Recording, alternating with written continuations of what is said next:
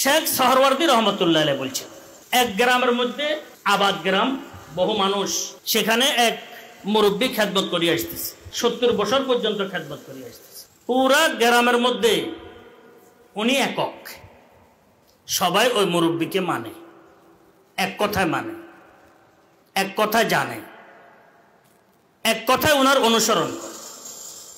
পুরা গ্রাম, পুরা এলাকা, হাজার হাজার মানুষ এ মুরব্বী মুখী, মুরব্বী যা বলে তা। হয়েছে কি, একটা ছেলে বয়সের 25-30 বছর বয়সের একটা ছেলে পড়ালেখা করি হয়তো সে আসছে।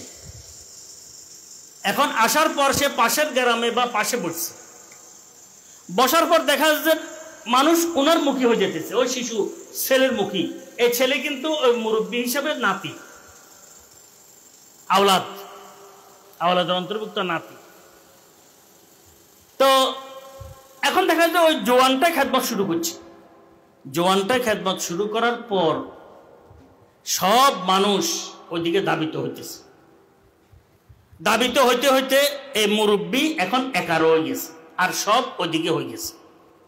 বলছেন মুরব্বী যদি যে তার কাছে আসে, তাকে যদি এই কথা না বলে যে বাবা আমার বয়স হয়ে গেছে, আমার দ্বারা সম্ভব না, আল্লাহর রহমতে অমুক আসি গেছে, তার কাছে তোমরা এখন চলে যাও, আমার কাছে আর আসিও না।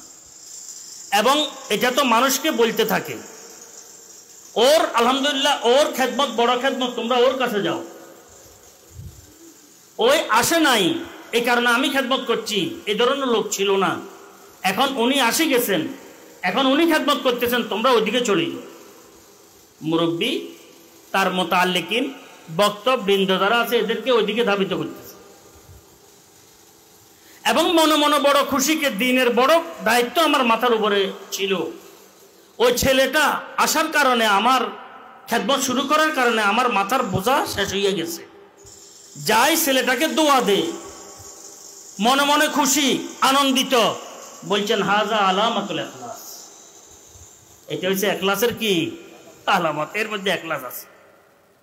আর যদি মনে মনে বার হইয়া যায় যে কোত্থেকে আসলো, কেন আসলো, অমুখানে এটা তরক্কি কেন হইতেছে, আমার থেকে লোক কমতেছে কেন, তার লোক বাড়তেছে কেন, আমার মানে মোতাকিদিন মুতাআল্লিকিন কেন কমতেছে, তার কেন বাড়তেছে, যদি এই বিষয়টি তার মধ্যে আসে তাহলে মনে করতে হবে এটা দুনিয়াদার, এটা হুব্বে দুনিয়ায় কি মাতাল, তার মধ্যে হুব্বে দুনিয়ার শেষ নাই। এখন চিন্তা করে দেখেন কতটুকু সতর্কতার সাথে আমরা চলতে হয়। হ্যাঁ, এতটুকু অনুভূতি থাকা দরকার, মনে চাইতেছে যে এটা যেন না আসে, হে বক্তব্য যেন না বাড়ে, কিন্তু আমি মনের বিপরীতে গিয়ে আরো বেশি বলা দরকার, আরো বেশি কি মনে চার যে কেন আমার বক্তবৃন্দ কমে যাইতেছে, ওর কেন বাড়ে যাইতেছে, এটা একটু মনের মধ্যে হয়তো চাপ আসে, মনে করতে হবে এটা আমার রোগ।